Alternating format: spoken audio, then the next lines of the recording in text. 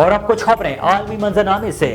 امریکی ریاست مشیگن کی عدالت نے سابق صدر ڈونلڈ ٹرمپ کو نائل کرنے سے متعلق درخواست سننے سے انکار کرتے ہوئے انہیں پرائمری الیکشن کی اجازت دے دی ہے۔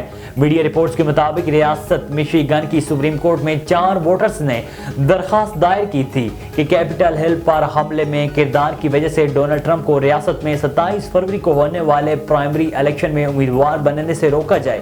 درخواست پر عدالت نے مختصر فیصلے میں کہا ہے کہ درخواست گزار عدالت کو اس بات پر قائل کرنے میں ناکام رہے ہیں کہ اس عدالت کو معاملے کا جائزہ لینا چاہیے۔ اس طرح مشیگن کی سپریم کورٹ نے ماتحت عدالت کا فیصلہ برقرار رکھتے ہوئے کہا ہے کہ عدالتوں کو پرائمری الیکشن کے معاملے پر فیصلہ نہیں دینا چاہیے۔ غزہ میں اسرائیلی فوجی کارروائیوں میں اضافے کے ساتھ ہی اقوام متحدہ نے خبردار کیا ہے کہ پٹی میں اسرائیلی بمباری اور جھڑپوں کی وجہ سے امداد کی فراہمی کا کام مشکل ہو گیا ہے۔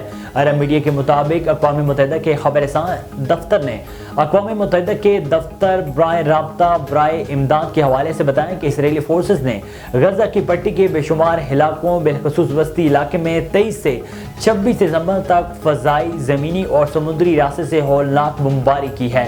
امدادی رابطہ دفتر نے مزید کہا ہے کہ بمباری میں 24 اور 25 دسمبر کو 3 پناہ گزین کیمپوں البریج، النصیرات اور المغازی پر 50 سے زیادہ حملے کیے گئے اور درجنوں فلسطینیوں کو شہید کر دیا گیا۔ اسرائیل کی ان کارروائیوں نے امدادی ٹیموں کے کام میں رکاوٹ ڈالی گئی اور ان کیمپوں کو ملانے والی سڑکیں بھی تباہ ہو گئی ہیں۔